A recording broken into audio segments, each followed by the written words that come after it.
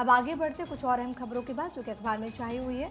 दिल्ली की बात करेंगे। सूफी संगीत समारोह जहान खुशरू में कार्यक्रम का आयोजन हुआ और इसी में प्रधानमंत्री नरेंद्र मोदी आयोजित समारोह में शामिल हुए। सूफी संगीत सुनकर प्रधानमंत्री यहाँ पर मंत्रमुग्ध हुए। उस वक्त की तस्वीरें जहान खुशरू कार्यक्रम में प्रधानमंत्री जब सम्मिलित होते हैं उनकी तरफ से कई बातों का जिक्र किया गया, जिससे अखबारों में भी जगह दी गई है। प्रधानमंत्री की तरफ से कहा गया कि गुलामी के लंबे कालखंड के बाद भी आज हम अतीत से परिचित हैं, तो इसमें हजरत खुसरो की रचनाओं की बड़ी भूमिका है। इस विरासत को समृद्ध करते रहना है। अमीर खुसरो ने हिंदुस्तान की तुलना जन्नत से की थी। हमारा हिंदुस्तान जन्नत का वो बगीचा है जहां तहजीब का हर रंग फला फूला है। यहाँ की मिट्टी के मिजाज में ही कुछ खास है।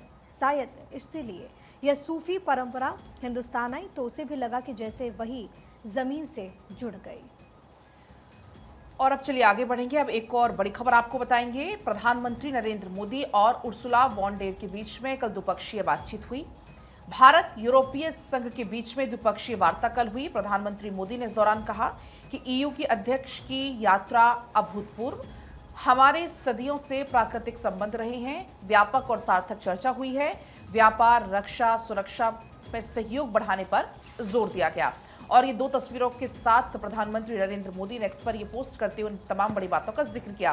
दरअसल ईयू के अध्यक्ष भारत के दौरे पर अपने पूरी डेलीगेशन के साथ आई और इस दौरान प्रधानमंत्री नरेंद्र मोदी से हैदराबाद हाउस में जब मुलाकात हुई, दोनों नेताओं के बीच में द्विपक्षीय वार्ता हुई, उस दौरान की ये तस्वीरें हैं। और पीएम मोदी ने इसी तस्वीर का जिक्र करते हुए कहा कि ईयू के अध्यक्ष की यात्रा, भारत यात्रा अभूतपूर्व रही।